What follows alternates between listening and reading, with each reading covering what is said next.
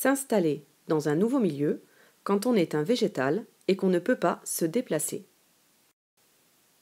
On va voir dans cette vidéo quels sont les organes de dissémination des plantes à fleurs, comme le coquelicot ou le pissenlit, et les organes de dissémination des plantes qui n'ont pas de fleurs, comme les fougères.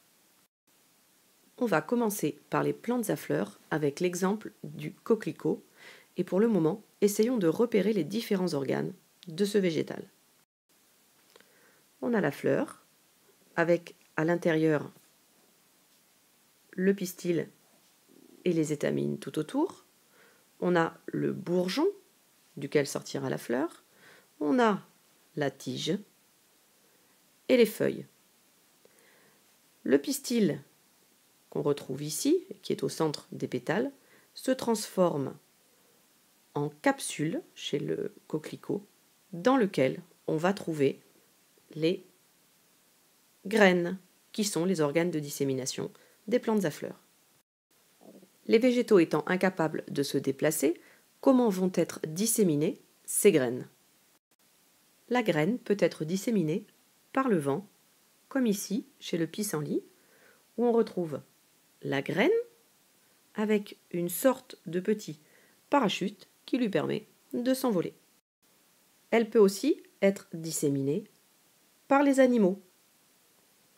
On voit ici la fauvette mangeant des baies de sureau, le renard qui mange des prunes mais qui peut aussi manger des cerises. On va retrouver les graines dans les excréments des animaux. Ici, on a l'exemple d'un excrément de renard dans lequel on retrouve des noyaux de cerises.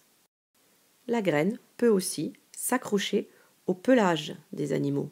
Ici, on a un mouton dont la toison est parsemée de graines. Ces graines sont les graines du gratteron qui s'accrochent grâce aux nombreux crochets qu'elles possèdent. Les graines peuvent aussi être éjectées par le fruit, comme par exemple chez l'Ecbalium ou concombre des ânes. On voit bien que les graines sont projetées lorsque on a touché le fruit. Parlons maintenant de l'organe de dissémination des fougères. Dépourvues de fleurs, les fougères disposent cependant d'un mode de reproduction très original.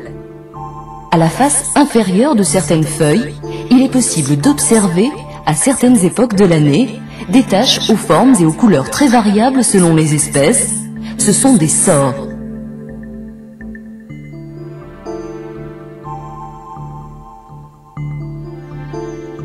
Chez le polypode, qui est l'une des fougères les plus courantes de notre pays, ces amas d'aspect granuleux sont très facilement observables.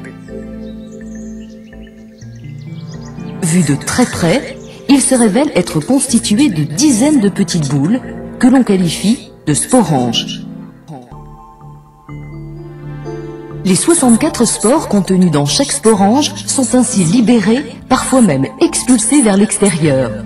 Leur taille et leur poids minuscules en font des sujets particulièrement adaptés au transport par les courants d'air. La spore est donc l'organe de dissémination des fougères.